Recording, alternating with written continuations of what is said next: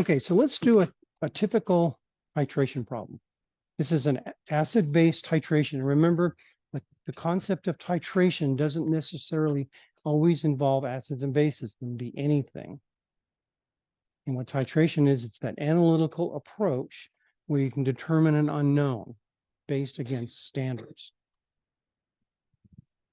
Now, in our case, the standard is going to be the sodium hydroxide. So the purpose of today's lab is to determine that concentration of our sodium hydroxide. You're going to be using a dry acid, not a wet acid, because acids can be dry or wet. For example, aspirin is an acid, and it's, as you know, certainly dry. So acids doesn't matter if they're dry or wet, or even gases. Any three phases can be an acid or a base.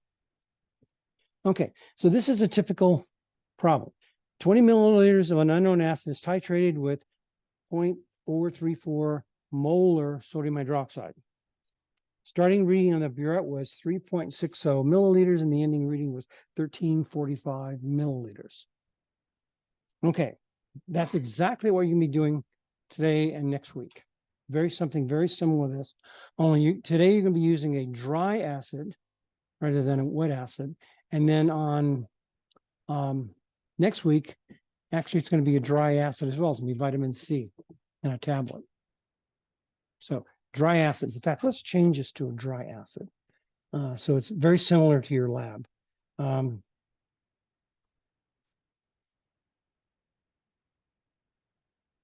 Let's do this one first, then we'll do another one. Okay. Now, the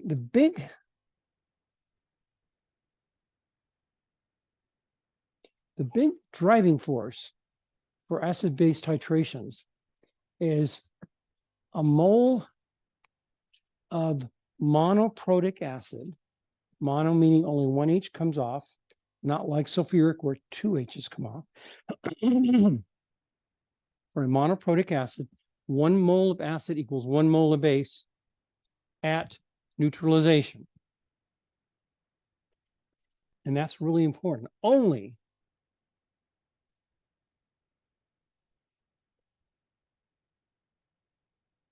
at neutralization. And how do we know that?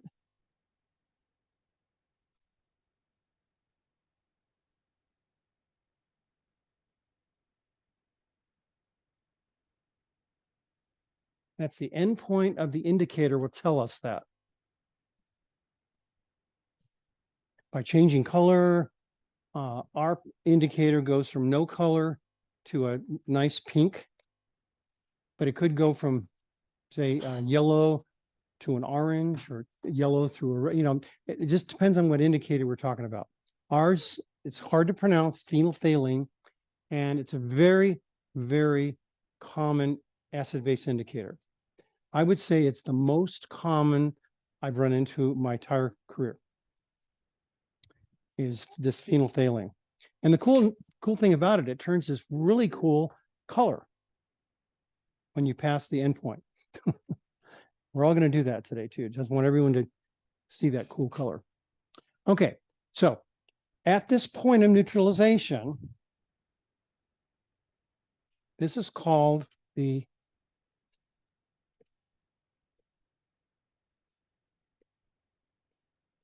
equivalence point. Now you might say, well, what's the difference between equivalence point and endpoint? Endpoint is per indicator. It has nothing to do with the equivalence point. The equivalence point is when this situation is met. Moles of acid equals moles of base. At the equivalence point, the water solution is considered neutral. And in acid-base terms, that's pH 7. Now, instead of an indicator, we could also use a pH meter. pH meters are, one, more accurate, and number two, they cost a heck of a lot. So what schools do they use phenolphthalein indicator. It's a lot cheaper.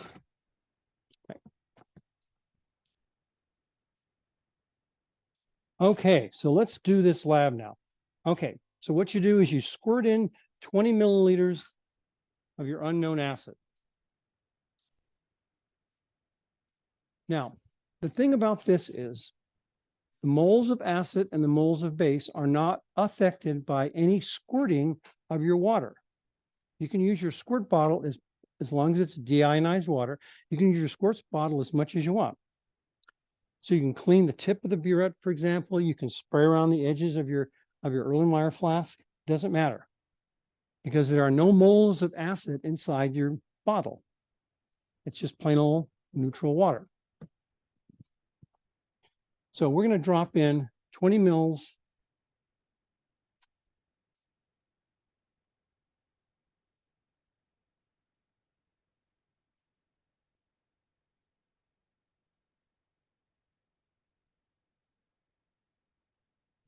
Okay, and this happens to be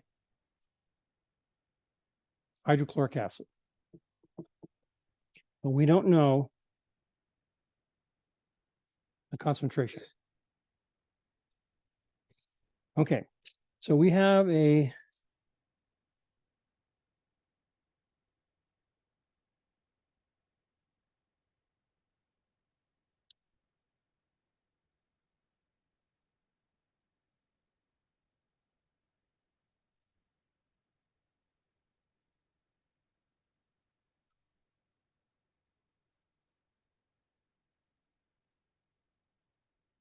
burette. It's going to be about this high, about the size of your finger. It's got a valve at the bottom. So this is the valve, and you're going to start at some number up there. But as far as when you look on the burette, it'll be marked 0, and then there's 5 lines correspondingly sub milliliters. Then there's number 1, 2, 3, etc. All the way down to 25. Now, sometimes you'll be using a 50 milliliter burette. It depends on the lab and what's in the lab room. So I'm not sure. I haven't looked because I normally work in lab 106, not 104. And I need to look at the burettes in 104 to see what they're either going to be 50 or 25, but it really doesn't matter. Using them the same way.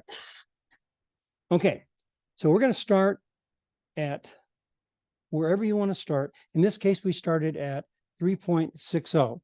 You do not have to start at 0. You can start anywhere towards the top. It depends on how you want to make your life. Okay. What we're going to do is we're going to go drip, drip, drip, drip, drip until the indicator turns very light pink. 1 drop will make a difference between no color and pink. Now, this is going to be a 2-handed operation, either 2-person or 2-handed. So you're going to be kind of like this, right? You're going to be shaking your Erlenmeyer flask and controlling the valve at the same time. And if it's the first time you've done this before, it's kind of weird. So you can do it with your partner, and they can either do this or work the burette. But it should always be mixed. Now, at first, you're not going to see anything happen. And then after a while, it's going to start seeing a little pink in there. But the pink is going to go away. And it's going to stay longer and longer until 1 drop, it stays. It's got to stay that way for 30 seconds, though. And there's a reason why we're saying 30 seconds. It has to do with if you introduce carbon dioxide into water, you'll create carbonic acid, which will change the pH. So that's why it's 30 seconds. So any longer than that, it's not valid anymore. Okay, so you're going to go drip, drip, drip, and all of a sudden you start to see that pink. And meanwhile, you're slushing it around. That pink will stay longer and longer and longer till it stays that way. But you got to be slushing it around. Also, you need to be washing the inside of the Erlenmeyer flask as well with deionized water, including the tip of the burette. Okay, so we go down to, so we're going to start here at what? 3.60 milliliters, and we go down to 1345 milliliters. Notice there's 2 decimal places. You'd have to estimate the second decimal place. Okay, then it turns a nice pink, light pink. Now, you're going to put in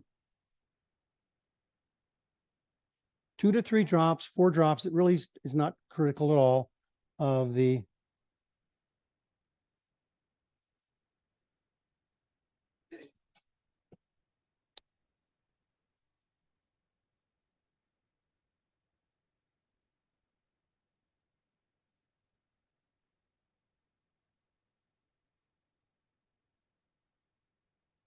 phenolphthalein indicator. Okay. Now remember, moles, acid equals moles base at equivalence point, neutralization. So we need to calculate the moles of acid, moles of base. We know the moles of base because we know volume of the base and we know the concentration of the base. Concentration of the base is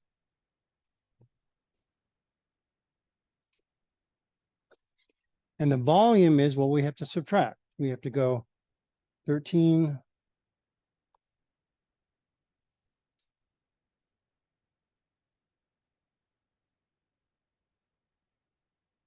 I don't know what that is. It's 9 something, right?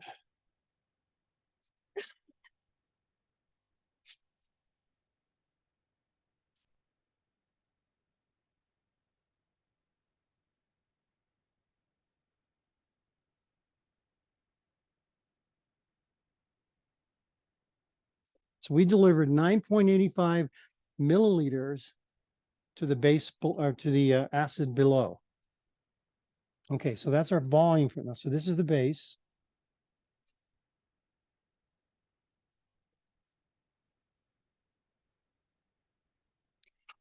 When we multiply volume in liters times moles per liter, we'll end up with moles. So we got to convert the milliliters to liters.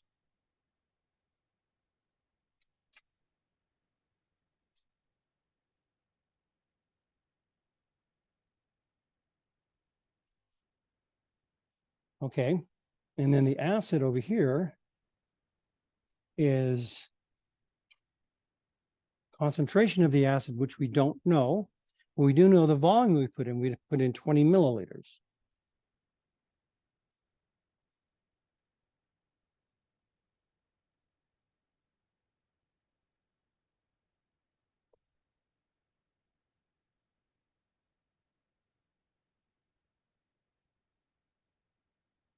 And at the equivalence point, again, these two are going to be equal.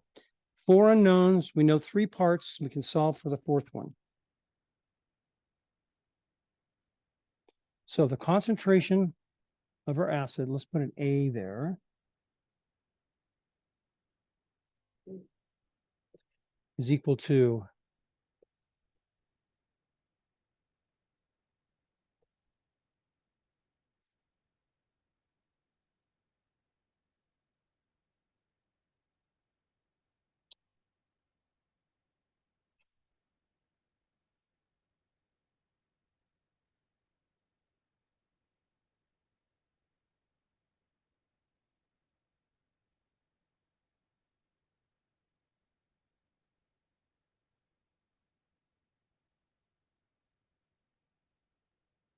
okay. Does everyone see where I got that from?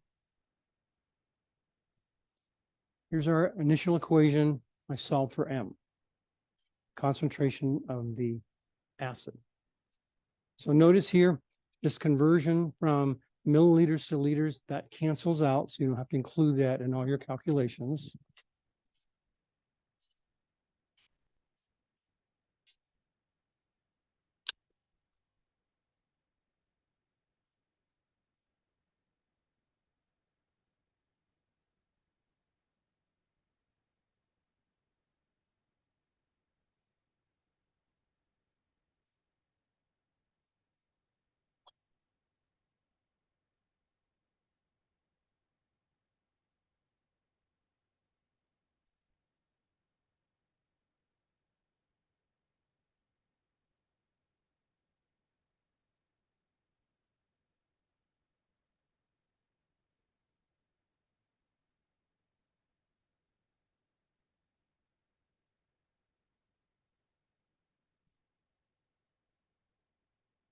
Now you will have one of these on your final, the test 5 part of your final. Remember the other one you're going to have in there? You've always asked this question. How does a crystal dissolve in water? You'll have that is there as well.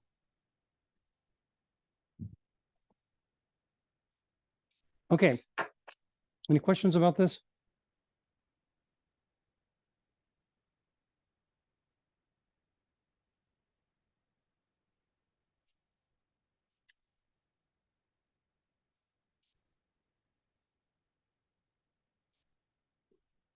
Okay. Let's do one like your lab is going to be today.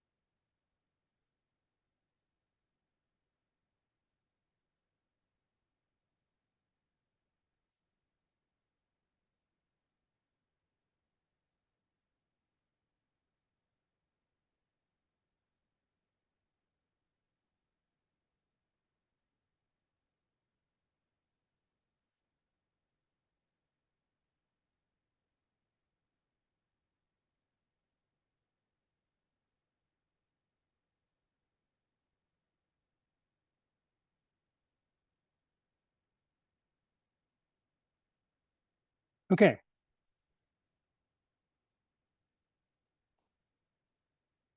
So we have a dry acid now.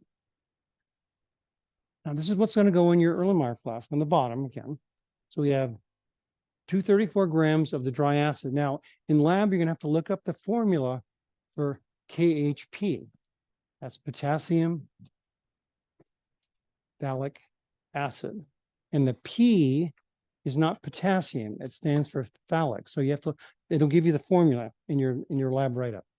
So, and whatever that molar mass is, it's around this. I don't remember exactly what it was. But let's just say this is the molar mass, or the molar mass of your dry acid. Okay. So from this, we can get moles of acid. And we have volume of sodium hydroxide. We don't know the concentration though. So that's the goal of today. Now you're going to end up making 500 milliliters of this stuff. You are to keep it for next week. Do not dispose of it. If you dispose of it, you're going to have to start all over and do today's lab and next week's lab all next week. So don't throw out your stuff. I'm going to keep it at the bottom of the cart with your name on it. Okay, so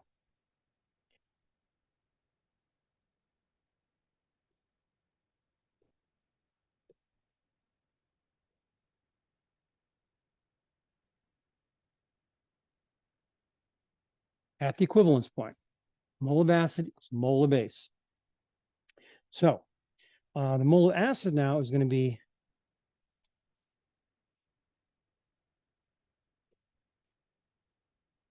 and the molar mass is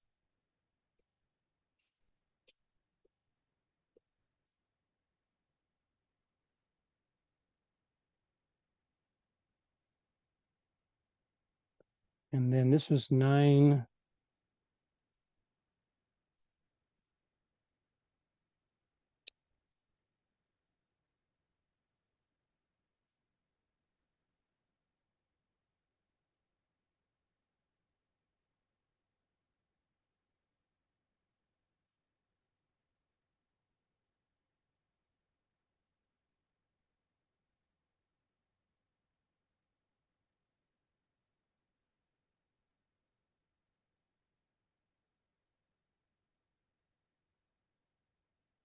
and we don't know what the concentration is of the base.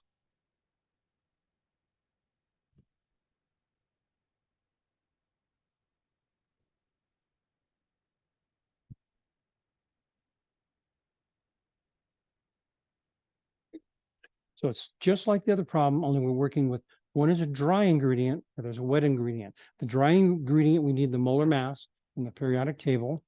It's a wet ingredient, we need the concentration.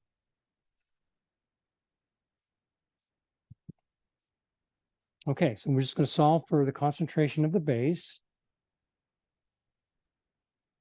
That's equal to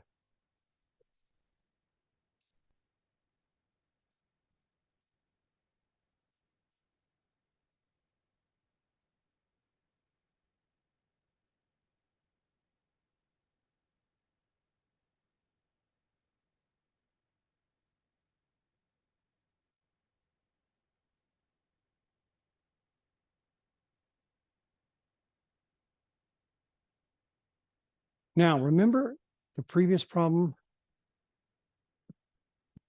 I was able to just cross that off. Why can't I do that this time? Yeah, there's not one on the top. So it's got to be on both the top and the bottom or you cancel. So now we have to factor that into our calculation. Okay, so now this is converted to liters. This is moles. And then I'm going to solve for this guy, the concentration of the base. Now, today's lab, you need to place a data table for initial reading on the burette. In fact, let me just do this calculation first. I don't go over that.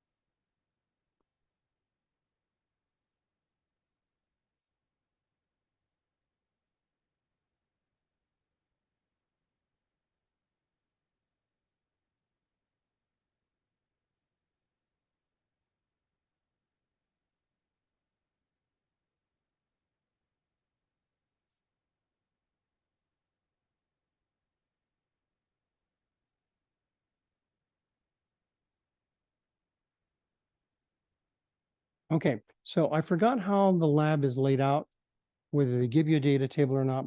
But let me just make sure if they don't give you a data table, let me show you what you're going to need in your data table.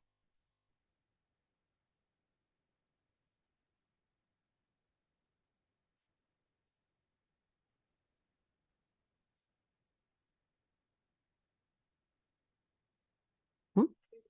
They do? Okay.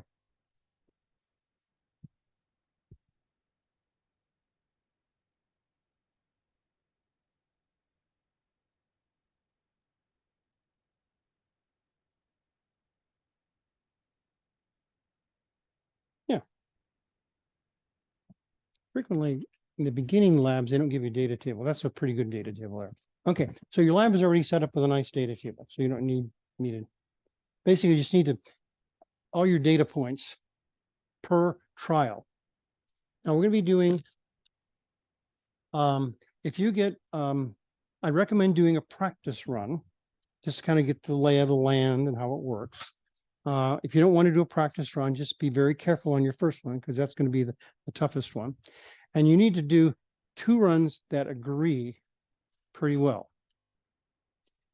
If they don't agree well, you can do a 3rd one and then kick out the outlier. Okay.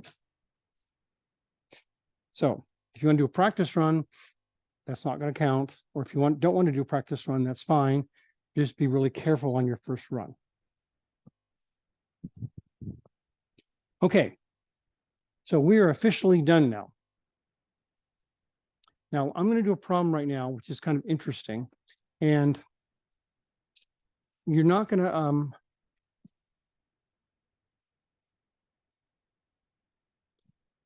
Actually, I'm going to include it on the final, but it's going to be extra credit.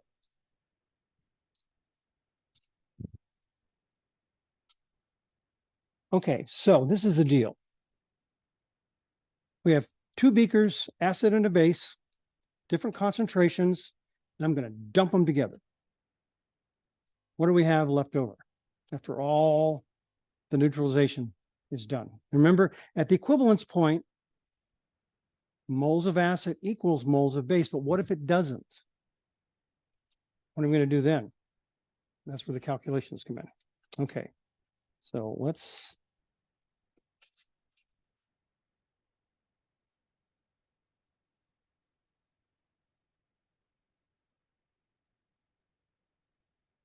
see.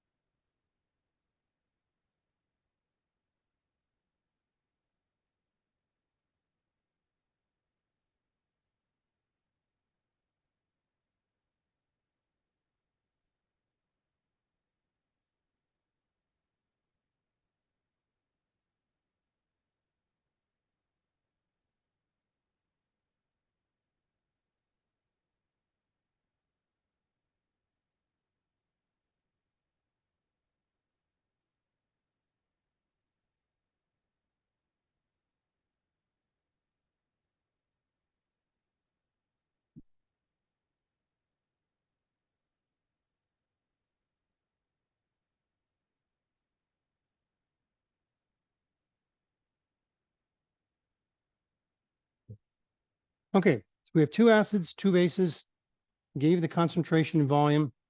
Now, I'm not sure which we're going to end up with. You could end up with sodium hydroxide left over, or you can end up with hydrochloric acid left over. Whatever's the most moles wise. Remember, 1 mole of acid neutralizes 1 mole of base. So we're going to always start with that.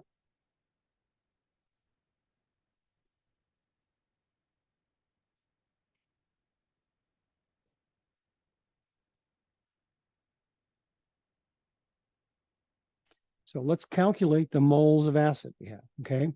Moles of acid is going to be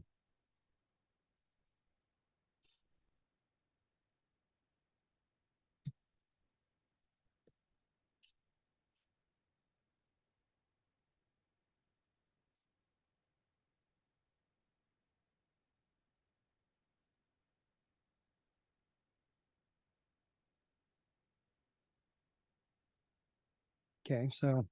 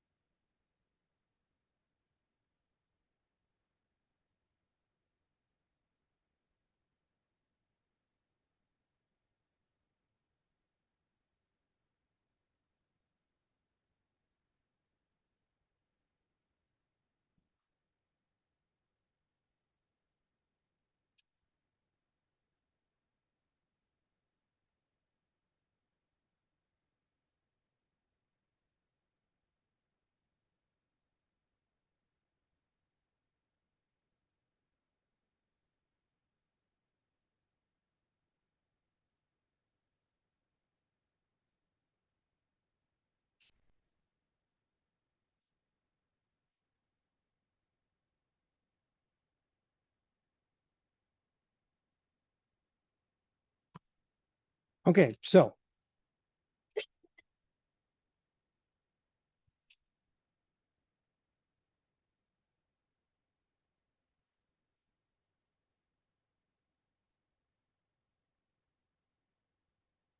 after we calculate moles of the acid, moles of the base, we have more acid left over, no base whatsoever.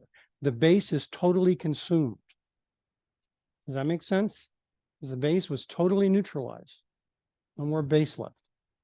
However, we've got half again as much acid left over. So now we need to figure out how many moles of acid is left over. Does that make sense? You got to go to moles first, though.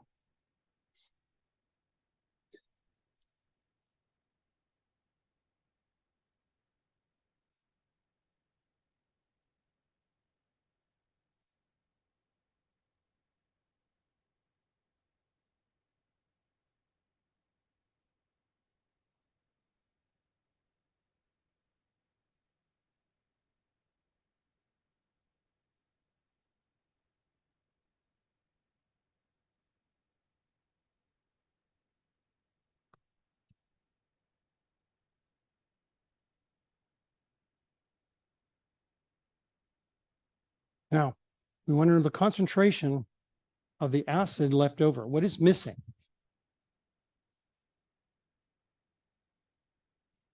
What do we need besides moles to find concentration? Liters. How many liters is our new volume? Because we have that plus that is our new volume.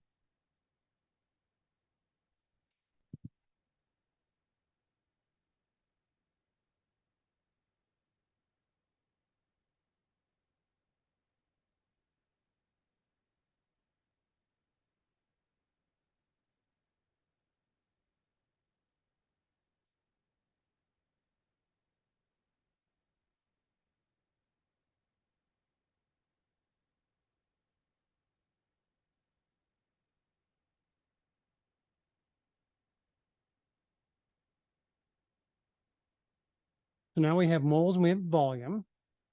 So we're going to have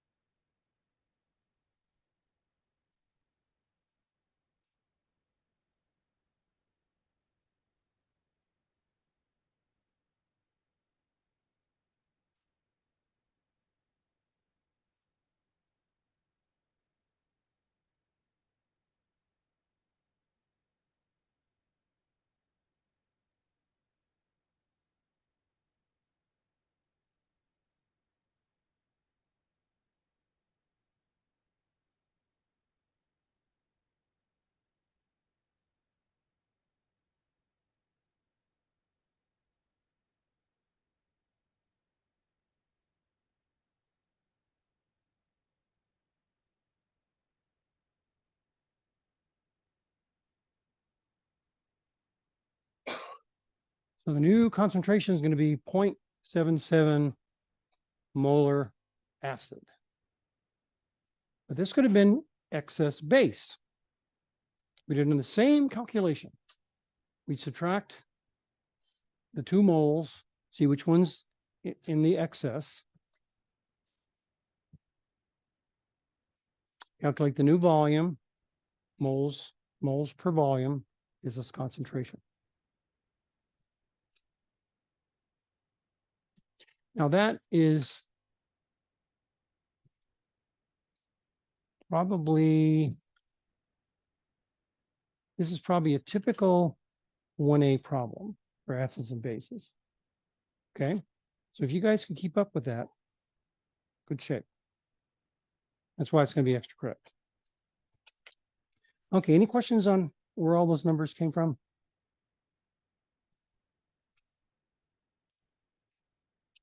Okay, so I'm going to start reviewing now.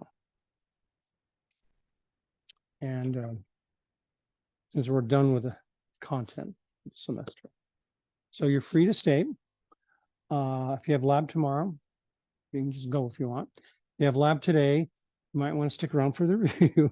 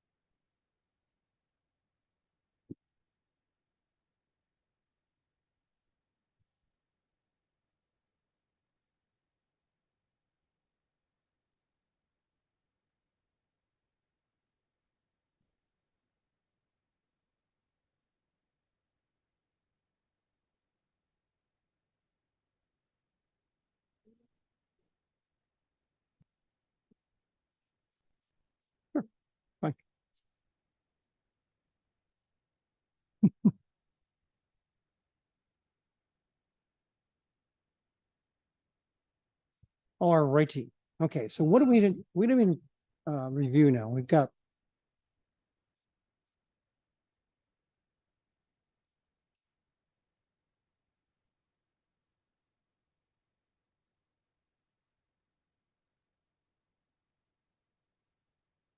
okay, so we've got solutions.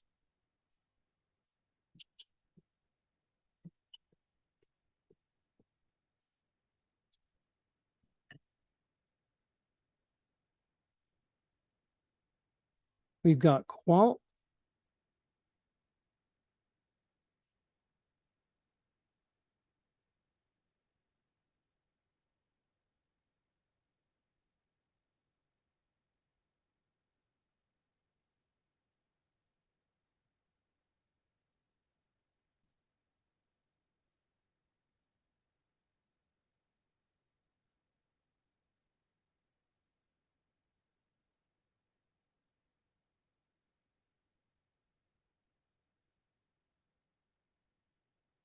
quantitative solutions.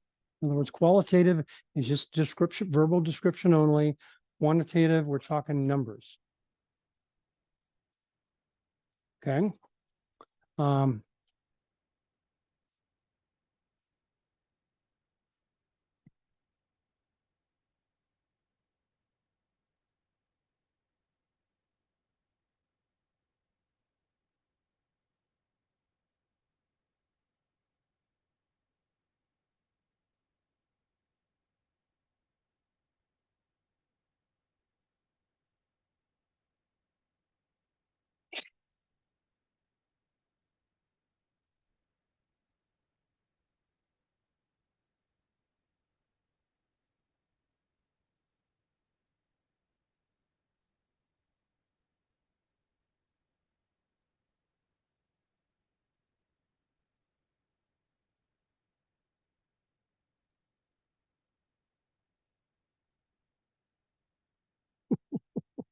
so much for automatic.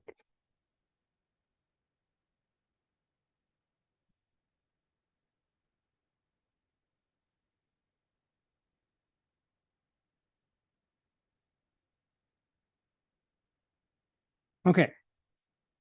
So we've got solutions. You need to know what a solution is. I'll write all this down in a minute here. Then we have the quantitative aspect of solutions, talking about concentration, moles per liter. As far as acids and bases go, there's qualitative acids and bases. It should be acids and bases, but like what is an acid? Remember I gave you the definition of an acid? Now it's a compound that can dissociate a hydrogen ion. And then there's strong, weak, and no acids. Bases dissociate a hydroxide ion, an OH negative ion. And then there's strong, weak, non-bases. You should feel comfortable with those definitions. Okay, I'm going to go over those in a minute again. Quantitative acids and bases, similar to solutions. You need to know how a titration calculation works. What's the equivalence point? What's an endpoint? How do they differ? That kind of stuff. Okay. All right. So let's start talking about this stuff. Anything I need to add that I didn't put down?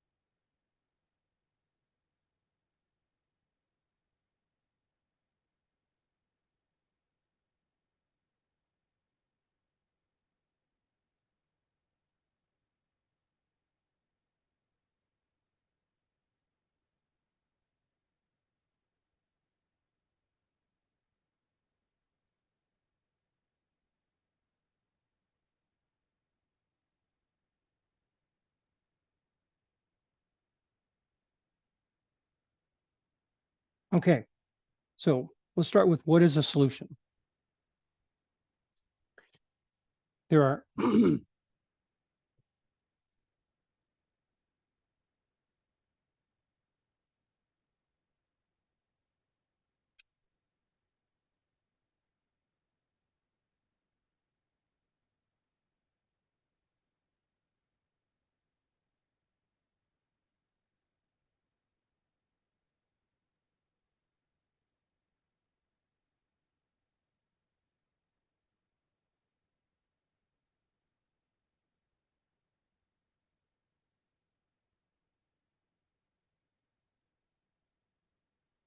okay, so there's two parts to a solution: the solute and the solvent. The solute, you can have more than one.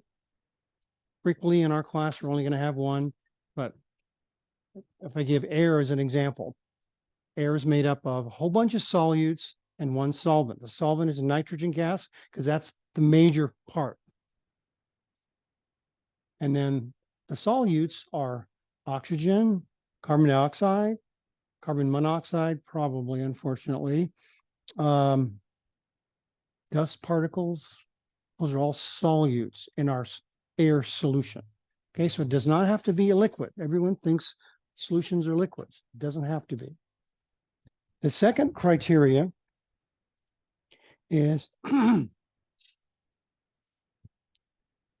second criteria is they have to be homogeneous.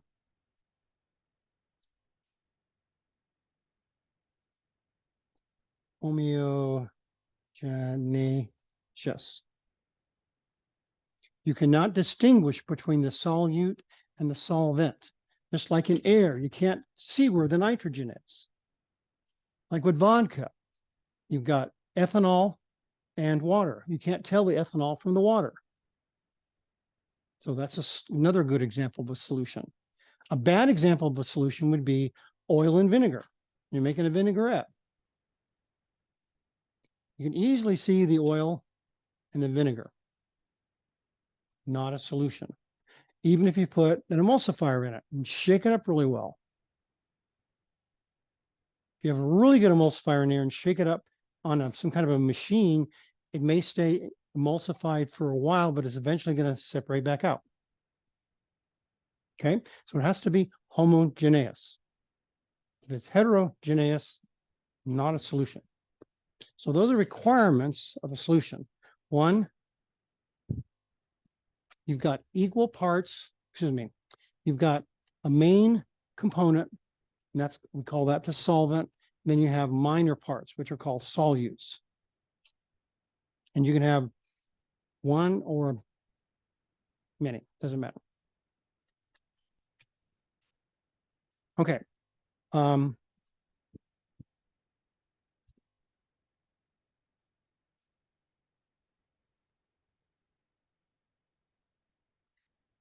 By the way, this review is going to continue tomorrow too, by the way. So we can't do it all in one day here. Okay, so let's talk about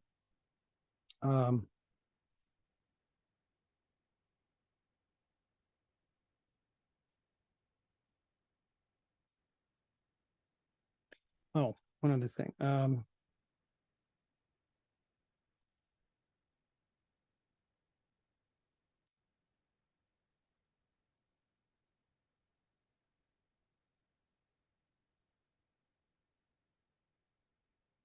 Okay, the constituents can be either polar or nonpolar.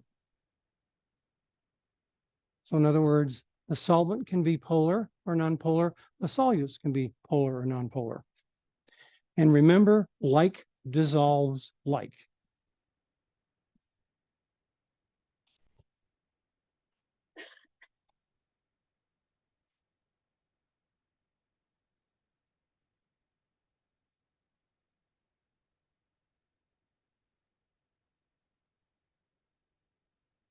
So if you got, and remember, water is very polar because of the oxygen there. So if you got a water solvent, solutes that are polar dissolve really well in water. A good example of that is sodium chloride, sugar, a whole bunch of stuff. They used to call water the universal solvent. Well, it's a good solvent, but not universal.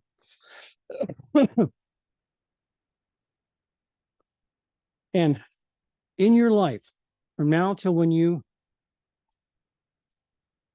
just remember, like dissolves like. It's really very useful to keep that in mind. When you're trying to clean something, um, clean it with something that's like it. If you're trying to clean a window, typically you've got bug marks on there, like this one, or you've got maybe some dirt or something like that. Something that's very polar on there. So you want to clean the window with something that's polar. Frequently they'll use vinegar and water, or Windex, which is vinegar and water. Um, but you don't want to use anything that's not polar, like oil. You don't want to clean your window with oil because oil is very non-polar and won't touch all that stuff on there. But if there's grease on your window, oil might not be too bad. You just got to get the oil off afterwards, but it will take off the grease.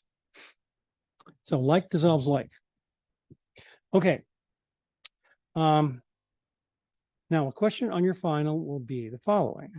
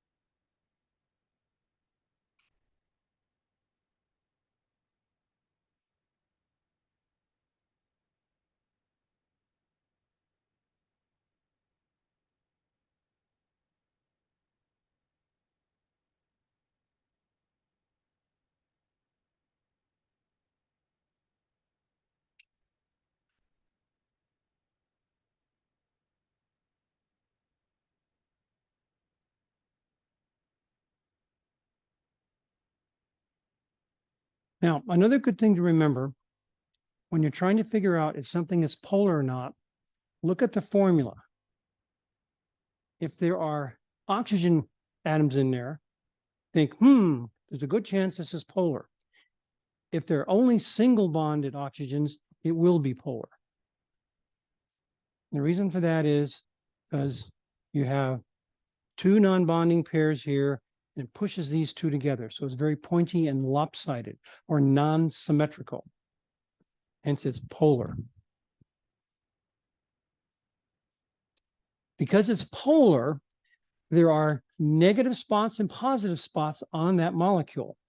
And we distinguish that by going like that, which means partial, partial, partial. That's because the oxygen has more electronegativity than the hydrogen. So it pulls that electron away from the hydrogen, making it sort of positive. Now, inside the crystal, we've got, it's an ionic crystal, meaning that the solid is ions inside, very, very, very polar. Okay, so you've got this water surrounding this crystal. So we have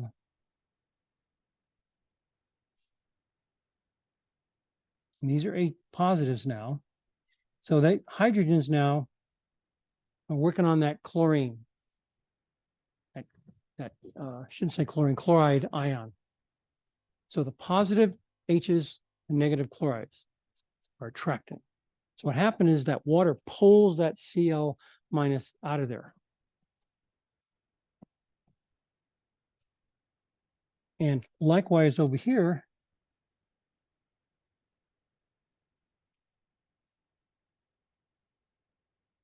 we've got that negative oxygen pulling on the positive sodium. The rain should clear up the pollen, you guys. Who's ever sneezing? Huh? Oh, okay. So like dissolves like. There are two forces now. So let me add some verbiage to this here.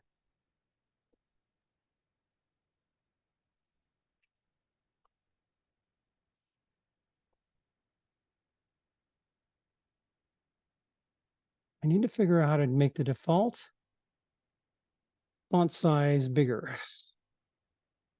Keep meaning to do that. Okay. As the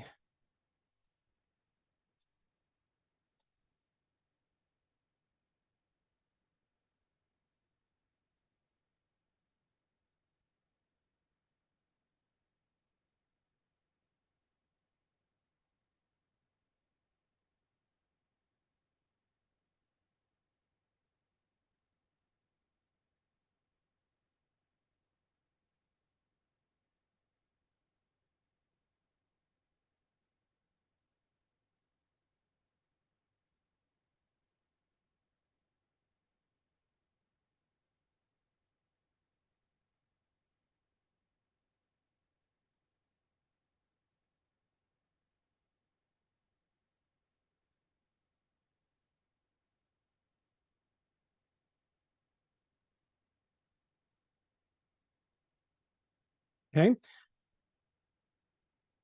So this is strictly a statistical model. The more frequently we can get that water to hit that crystal, the quicker it'll dissolve. So how can we do that? There's three ways. You can do that three ways. One is with temperature, one is with physical agitation, and the other is with surface area.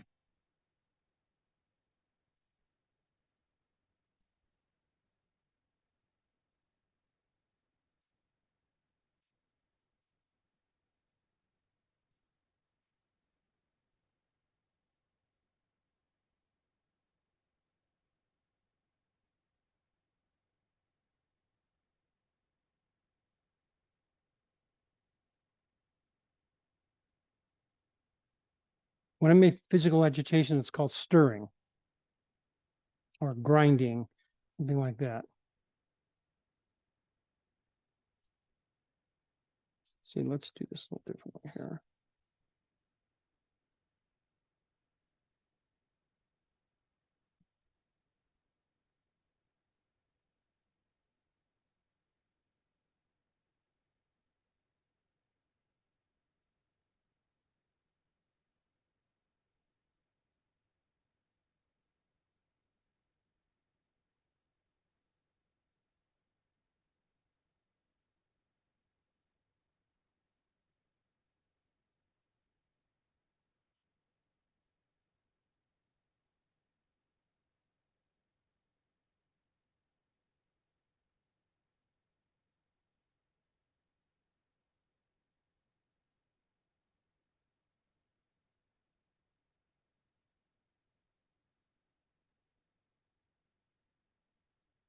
Okay. So those are the three ways we can increase the chances of that water molecule hitting that crystal. As soon as it hits the crystal, it's going to want to attract, opposites attract, negative, positive, want to pull that guy out. Remember, water is always moving unless we're at absolute zero, minus 273 degrees C, always moving. So temperature increases the movement, increased temperature does. Increased physical agitation, again, increases that chance of an impact. And then if we increase the surface area, like powdered sugar versus regular granulated sugar, one has a higher surface area. Okay, there are two.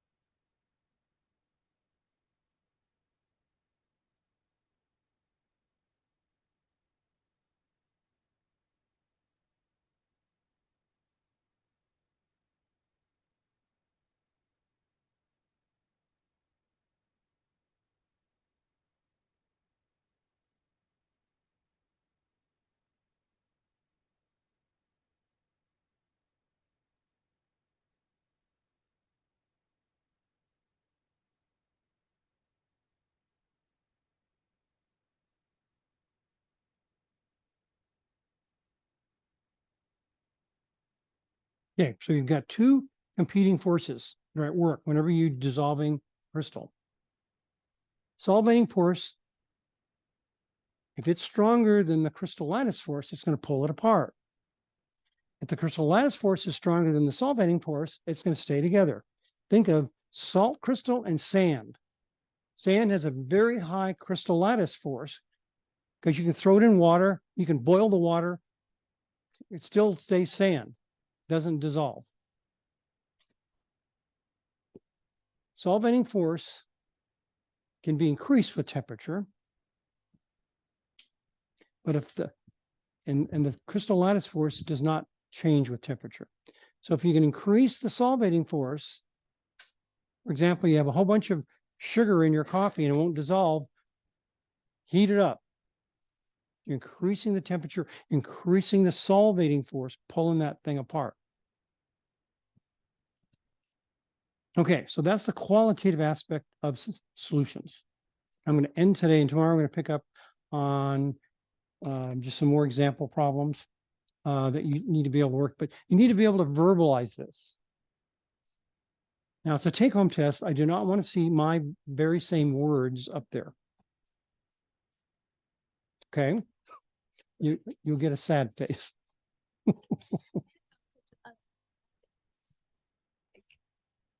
Just think of it describing it to your kid. How would you describe?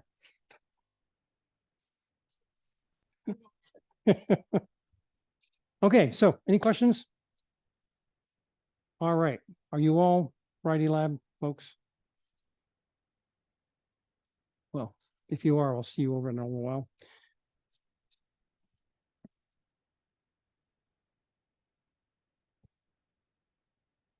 And again, we'll continue this tomorrow.